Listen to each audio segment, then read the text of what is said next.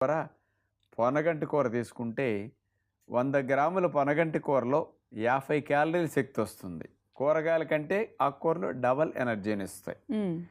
ఇందులో 5 గ్రాములు కార్బోహైడ్రేట్స్, పిండి పదార్థాలు 5 గ్రాములు, మాంసకృతులు 5 గ్రాములు, కొవ్వులు 0.7 గ్రామ్స్, ఫైబర్ 7 గ్రాములు. ఇవన్నీ స్థూల పోషకాలు. ఇక సూక్ష్మ పోషకాలు తీసుకుంటే విటమిన్ సి అనేది 103 మిల్లీగ్రామ్స్, చాలా ఎక్కువ ఉంటుంది. కాకపోతే వేడి చేస్తాం కాబట్టి కొంచెం తగ్గిపోతూ ఉంటుంది. మరీ చేసినప్పుడు పూర్తిగా పోతుంది.